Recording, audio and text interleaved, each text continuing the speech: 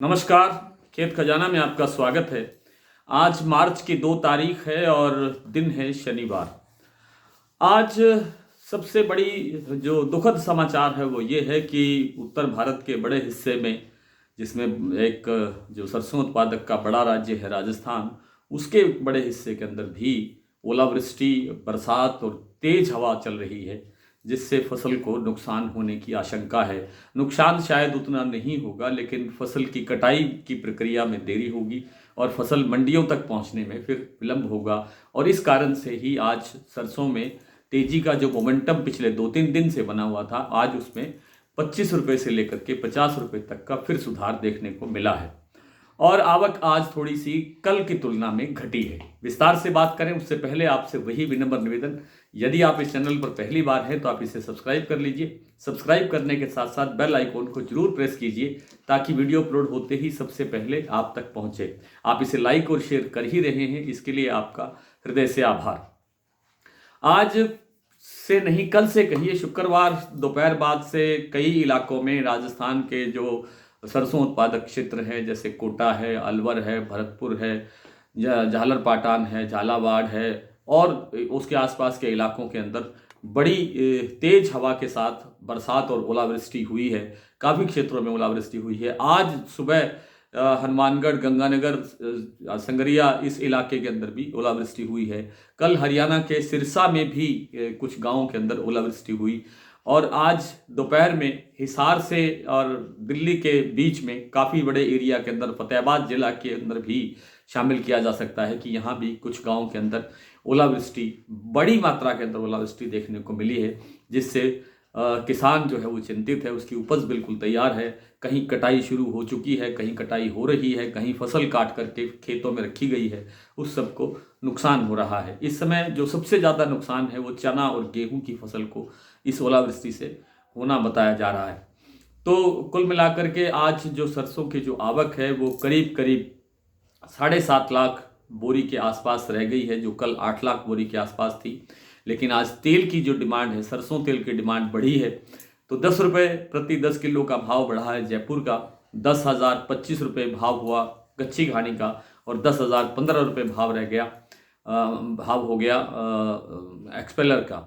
और चरखी दादरी और दिल्ली लाइन पर भाव 15-15 रुपये यानी 1.5 रुपये प्रति किलो तक तेज हुआ है। इसी तरह से जो सरसों के भाव हैं वो भी जयपुर, दिल्ली और चरखी दादरी लाइन पर 25 रुपये प्लस हुआ है, बढ़ा है। जबकि जो भरतपुर में नई सरसों की जो भाव है वो आज करीब करीब 80 रुपये के आसपास बढ़ा है।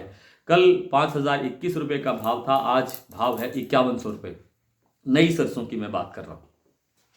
और जो प्लांटों की जो बात अगर आपको बताई जाए तो प्लांटों के अंदर भी आज 25 रुपये से लेकर के, जैसे गोयल कोटा प्रोटीन्स वालों ने 25 रुपये का भाव बढ़ाया, जबकि सलोनी प्लांट में, अधिकतर प्लांटों में 50 रुपये तक की वृद्धि हुई। ये अलग बात है कि देर शाम को कोटा और अलवर के प्लांटों में 25 रुपये की गिरावट दर्ज हो गई। तो कुल मिलाकर के मौसम कल तक भी ऐसा ही बना रहने की संभावना है। उसके बाद जब मौसम खुलेगा, यानी सोमवार तक मौसम खुलने की संभावना है।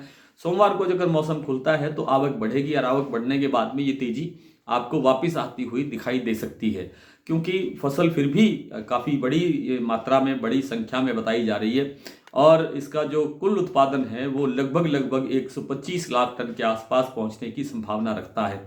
बीच बीच में आप लोगों के कमेंट आते हैं कि फसल आधी रह गई है, कहीं 40% रह गई है, कहीं 60% रह गई है। इन सब चीज़ों का असर देखने को मिलेगा, लेकिन अभी नहीं देखने को मिलेगा, इसमें थोड़ा सा समय लगेगा।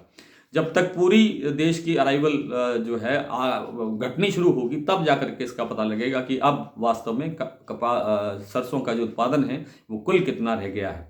फिलहाल हमारे पास 10 से 15 लाख टन माल पुरानी सरसों का भी है, कैरी फॉरवर्ड भी है। तो इस आपूर्ति जो है वो फिलहाल अब तक जो दिखाई दे रही है वो 140 लाख टन के आसपास है।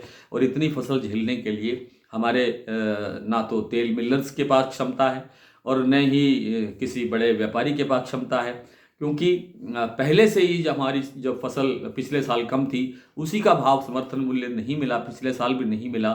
समर्थन मूल्य 5650 रुपये है और बाज़ार में जो भाव है वो 4200 रुपये से लेकर के, और अगर आज की बात करें, जयपुर का भाव भी आज 5450 रुपये है और वो भी 200 रुपये कम है।